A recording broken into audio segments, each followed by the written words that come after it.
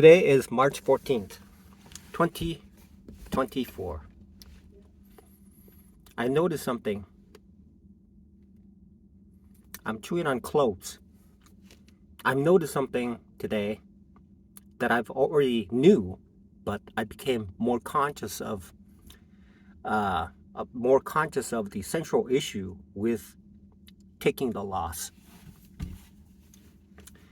This morning, I said to myself, if I am in a trade at 6:30 in the morning, Mountain Standard Time, that the market is going to drastically move at that moment. And I said to myself, I didn't say this to myself, but I should have. I did say to myself, but I did not take action on it. I said to myself, at 6:30 it's going to move. And when it moves, whatever I have is going to be it's going to be a parabolic move. And sure enough, I had two accounts open, two trading challenges open, both both 5Ks. And sure enough, it did a parabolic move against my long position. And it started to drop and drop and drop. And I'm thinking to myself, I'm thinking to myself, my mind is the total blank. Because what I should have done was I should have concluded that any loss that I have, as long as I minimize it and separate myself from what if. I have to separate myself from the what if. When I separate myself from the what if, that hope part of that trade, thinking that the longer it drops, I'm thinking to myself, surely it's going to return. In my mind, I'm thinking the deeper it goes, when it turns back, it's going to be bigger. But what happens is that today, it moved so much that it didn't do the whole move, and it was close to failing these challenges.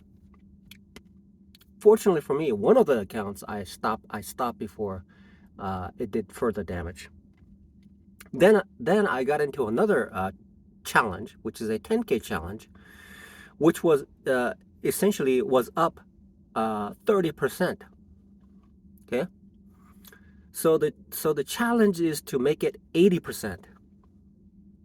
8%. It's supposed to be 8%, but what it turned out was that it was suffering through the same thing. It was imploding, but I was going long, thinking that at a point where I thought it was inverting was incorrect, because it took a breather, pulled back, and it started to go down. And before I could do something, it was deeply into the red, and I found myself saying, this account is going to fail.